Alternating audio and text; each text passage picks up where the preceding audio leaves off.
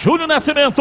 Pênalti para Ponte, 16 minutos do primeiro tempo. O Ribamar foi pego na área por Léo Santos. É pênalti para Macaca, tem revisão do VAR. E o estádio Moisés Zucarelli pode explodir agora na marcação do pênalti. Tem informação de gol, Edu Pinheiro. Olha, vira o Santos na vila, hein? Gol do Santos, Ricardo Goulart. Agora Santos 2, Água Santa 1. Batista aqui, vamos pro pênalti. O VAR confirmou o pênalti, Ribamar está na bola.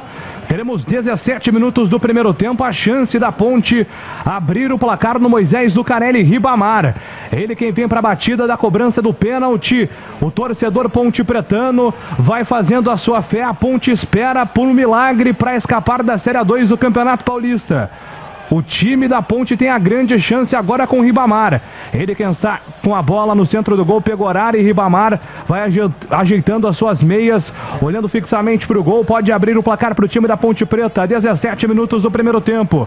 O Rafael Klaus foi lá conversar com o goleiro, não quer o Pegoraro se adiantando, não quer gracinhas para desconcentrar o Ribamar. E agora ele dá uma instrução também na entrada da área, pedindo para que todos os jogadores respeitem o limite da grande área da Ponte. Está autorizado, hein? Esse é pênalti para o time da Ponte. Ribamar, 18 minutos do primeiro tempo. A possibilidade da Macaca abrir o placar no estádio Moisés Zucarelli. 18 do primeiro tempo. Ribamar, ele toma a longa distância para a cobrança do pênalti para a Ponte Preta. Pegoraro no gol. Ribamar na bola. Autorizado. Ribamar foi lentamente para a bola. Perna esquerda. Bateu na casinha.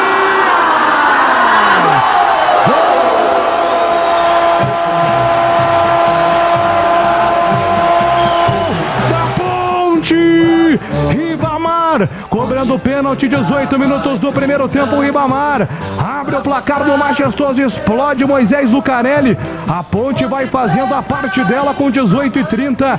Ribamar de pênalti faz 1-0 contra o Ituano. Batistão. Aí 1-0.